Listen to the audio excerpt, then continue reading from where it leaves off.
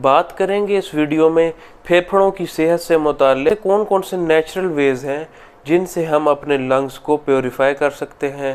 जो हमारे फेफड़े हैं, अगर वो डिफरेंट केमिकल्स, डिफरेंट टॉक्सिन्स की वजह से डैमेज हो चुके थे, तो कुछ हद तक हम उनको कैसे बचा सकते हैं। सबसे पहले ये जान लेना ज़रूरी है कि हमारे जो लंग्स हैं वो कैसे डैमेज हो रहे हैं। जितनी भी इन्वायरमेंटल पोल्यूशन है, इसके अलावा जितनी भी व्हीकल्स हैं, उनके जो धुएं एनवायरनमेंट में होते हैं वो हमारे लंग्स को डैमेज कर रहे होते हैं। जो सबसे कॉमन इशू सिगरेट स्मोकिंग का है। अब इसके जो 3 वेज हैं वो इफ़ेक्ट कर रहे होते हैं। फर्स्ट हैंड स्मोकिंग एक आ जाता है, जो वो पर्सन जो डायरेक्टली जो सिगरेट इनहेल कर रहा है वो फर्स्ट हैंड स्मोकिंग, और जो एयर वो एक्सहेल कर रहा होता है, जो डिफरेंट पीपल उससे इफ़ेक्ट हो रहे होते हैं, वो सेकंड हैंड। अलावा थर्ड हैंड स्मोकिंग, ये वो स्मोकिंग है जो कि एयर पार्टिकल्स के अंदर से धुआं होता हुआ आपके कपड़ों के ऊपर रह जाता है, रूम्स के अंदर जो बेड शीट्स हैं उन पे रह जाता है, कर्टन्स पे, सोफ़ा पे, जितनी भी ऐसी चीज़ें हैं जिनके ऊपर वो एयर टकराएगी तो उधर वो पार्टिकल्स रह जाएंगे। अब वो पार्टिकल्स बाद में आपकी सेहत को नुकसान पहुंचा रहे होंगे, तो ये आ जाता है थर्ड हैंड स्मोकिंग। अब जितने भी ये टॉक्सिन्स हैं, पोल्यूशन है, और जब ये लंग्स के अंदर जाएंगे तो वहाँ पे ये सोजिश करेंगे। ये लंग्स के अंदर इन्फ्लेमेशन काज कर रहे होते हैं। ये इन्फ्लेमेशन है, ये माइक्रो एंड मैक्रोस्कोपिक लेवल दोनों पे देखने को मिलती है। अब ये एयर पोल्यूटेंट्स, ये स्मोकिंग्स, ये ना सिर्फ कैंसर का रिस्क बढ़ा रहे होते हैं, बल्कि इसके अलावा जो एक और लंग्स की डिजीज़ है जिसको हम क्रोनिक ऑब्स्ट्रक्टिव पल्मोनरी डिजीज़ कहते हैं, ये उसका रिस्क बहुत ज़्यादा बढ़ा देती है। अब इस डिज़ीज़ में कुछ यूँ हो रहा होता है कि जो लंग्स के अंदर एयर फिल्ड सैक्स होती हैं, ये उनको जाके अटैक कर, जो उनके अंदर फैलने और सिकुड़ने की सलाहियत होती है वो इससे मुतासर हो जाती है। वो लंग्स के अंदर जो ब्रोंकियोल्स होते हैं, अब वो इससे मुतासर हो रहे होते हैं, और इसके साथ साथ उनके अंदर जो बलगम है वो भर जाती है और ये परमानेंटली डायलेट हो जाते हैं। परमानेंट डायलेटेशन हो जाती है इन ब्रोंकियोल्स की। डायलेटेशन के बाद जब म्यूकस वहाँ से बाहर निकल जाती है तो उसके बावजूद भी ये उसी तरह डायलेट ही रहते हैं, ये बाद में सिकुड़ नहीं रहे होते। इनके अंदर जो इलास्टिसिटी है वो ख़त्म हो जाती है, जिसकी वजह से ये परमानेंटली डायलेट हो जाती है। जब एयर इंटर होती है तो वो निकल नहीं पाती। जो इंस्पिरेटरी एंड एक्सपिरेटरी फेज़ की जो रेशो होती है वो इससे कंप्रोमाइज़ हो जाती है। कफ ज़्यादा देखने को मिलता है, और जो ब्लड के अंदर सैचुरेशन होती है ऑक्सीजन की वो कम हो जाती है, क्योंकि ब्लड जब लंग से गुजरता है तो वो प्रॉपरली ऑक्सीजनेट नहीं हो पा रहा होता। इसके अलावा कुछ और जो इन्वायरमेंटल टॉक्सिन्स के साथ जो केमिकल्स हैं वो भी लंग्स को मुतासर कर रहे होते हैं। उन केमिकल्स के अलावा पेंट्स, जितने भी जो डिटर्जेंट्स हैं वो भी लंग्स को मुतासर कर रहे होते हैं। फंगल इन्फेक्शंस हैं जो रूम्स के अंदर हुए हुए होते हैं, जो दीवारों पे रूम्स के अंदर होते हैं, तो वो भी आपके जो लंग्स हैं उनको मुतासर कर रहे हैं। उससे लंग्स को क्या नुकसान हो रहा होता है, तो यहाँ पे जो कैंसर का रिस्क है वो बढ़ रहा होता है, जिस तरह पहले भी इस बारे में बात हुई है। तो कैंसर सिर्फ डायरेक्टली लंग्स में से नहीं आ रहा होता, बल्कि जिस्म से कहीं से भी, किसी हिस्से से भी आ सकता है। लेकिन अगर लंग्स पहले से इन्फ्लेम्ड होंगे, उनके अंदर सोजिश पहले से भी हुई होगी, तो जो इम्यून सिस्टम है वो आसानी से लंग्स के ऊपर अटैक कर सकता है, और जिससे जो लंग्स हैं वो मोर प्रोन टू डिजीज़ हो जाते हैं। अगर लंग्स को डिटॉक्सिफाई ना किया जाए तो इन डिफरेंट इन्फ्लेमेटरी फेजेस के बाद जो लंग्स टिश्यू होता है वो सिकुड़ जाता है, और वो हमेशा के लिए फाइब्रोज्ड भी हो जाता है। तो जिसका नुकसान ये होता है कि जो ऑक्सीजनेशन और डीऑक्सीजनेशन ऑफ ब्लड है वो इससे बहुत ज़्यादा मुतासर। तो लंग्स को प्रोटेक्ट करने के लिए जो एंटीऑक्सीडेंट नेचुरली वहाँ पे पाए जाते हैं, तो इन सब इन्फ्लेमेटरी फेजेस की वजह से वो वहाँ से ख़त्म हो जाते हैं, उनकी तादाद कम हो जाती है।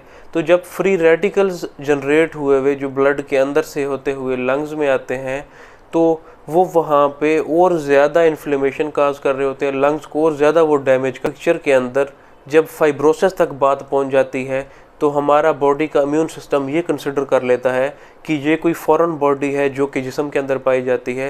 इम्यून सिस्टम लंग्स के अगेंस्ट एंटीबॉडीज़ बनाने लग जाता है, जो कि फर्दर लंग्स को और ज़्यादा डिस्ट्रॉय कर रही होती हैं। तो इन सब चीज़ों से बचने, इन्फ्लेमेशन, जो सोजिश, जो इन्फेक्शन लंग्स के अंदर हो रहा था, वो अब लंग्स में से होता हुआ ब्लड स्ट्रीम के ज़रिए पूरी बॉडी में फैल जाएगा।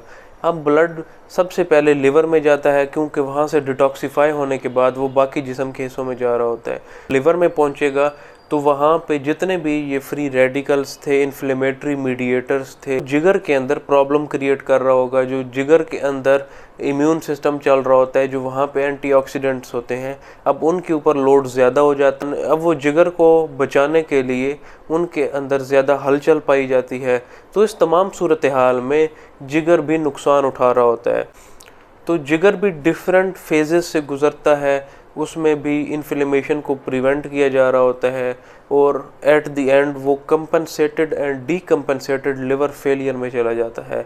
तो और ज़्यादा मसाइल पेचीदा हो जाए आपको बताने जा रहा हूँ, वो आप डेली बेसिस पे शुरू कर दें, ताकि ये जितने भी जो क्रिटिकल सिचुएशन जो आपको देखने को इस वीडियो में मिली है, आप उससे अपने जिगर को और जिस्म के बाकी हिस्सों को आप बचा सकें। ल्यूक वार्म वाटर से स्टीम लेनी है, वो भाप आपने लेनी है, वो भाप आपने इनहेल करनी है, ताकि जितने भी टॉक्सिन्स थे आपके एयरवे के अंदर, तो वो इससे किल हो जाएं। तो आपके जो टॉक्सिन्स हैं वो आपकी जिगर तक ताकि ना पहुंच पाए। और दूसरे नंबर पे आ जाता है मिल्क थसल। इसमें डिफरेंट टाइप्स के एंटीऑक्सीडेंट भी पाए जाते हैं, और ऐसे उसमें मीडिएटर्स पाए जाते हैं जो कि आपके इम्यून सिस्टम को स्ट्रॉन्ग बना रहा होता है। आपका बॉडी का जो डिफेंसिव सिस्टम है वो इससे बेहतर हो रहा होता है। बेसिकली ये लिवर पे ज़्यादा इफ़ेक्टिव होता है। जो लिवर के अंदर फ्री रेडिकल्स जनरेट हो रहे होते हैं, ये उनसे बचा रहा होता है। लेकिन जिगर में इसके इफ़ेक्ट्स के साथ साथ अगर इसके लंग्स के अंदर इफ़ेक्ट्स की बात की जाए तो वो भी झुटलाने वाले नहीं हैं। ये लंग्स को भी काफ़ी फ़ायदा दे रहा होता है। तो ये मिल्क थसल भी आपने अपनी रूटीन का इसको हिस्सा बना लेना है। ये आपने पीना है, ये आप किसी भी स्टोर से आप हासिल कर सकते हैं। तो ये भी आपको काफ़ी इससे भी बेटर रिजल्ट्स देखने को मिलेंगे। इसके अलावा अगर हम बात करें कुछ वाइटामिन्स की, तो उसमें विटामिन ई सरफहरिस्त है।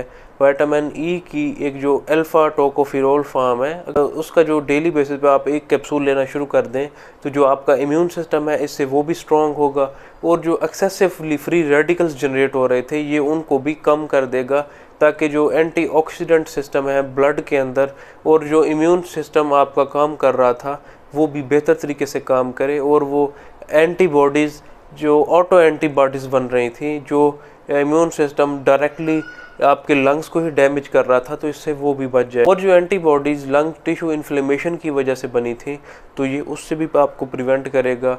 और जो बॉडी का अपना डिफेंसिव सिस्टम जो लंग्स के ही अगेंस्ट हो गया था, तो ये आपको उससे भी प्रिवेंट करेगा। और जो अब नेक्स्ट पे आ जाता है विटामिन D3। अब जो विटामिन डी है ये भी लंग्स के अंदर, उसके अलावा जो डिफरेंट बॉडी के टिश्यूज़ के अंदर अगर कहीं इन्फ्लेमेशन हो रही थी या इम्यून सिस्टम इन्वॉल्व होके लंग्स टिश्यूज़ के अगेंस्ट जो एंटीबॉडीज़ बना रही थी, तो ये उस इन्फ्लेमेशन को डिक्रीज़ करता है। जो एक्सेसिवली एंटीबॉडीज़ प्रोड्यूस हो रही थी अपने ही टिश्यूज़ बॉडी के अगेंस्ट, तो ये उसको भी कम करता है। और ये ओवरऑल जो फाइब्रोसिस का प्रोसेस आर्टरीज़ के अंदर, लंग्स के अंदर, लिवर के अंदर हो रहा होता है, ये उसकी भी रेशो को कम करता है। तो ये जितने भी न्यूट्रिएंट्स थे, अगर इनको अपनाया जाए, इनके ज़रिए से जो डिटॉक्सिफिकेशन का प्रोसेस है वो रूटीन में लाया जाए,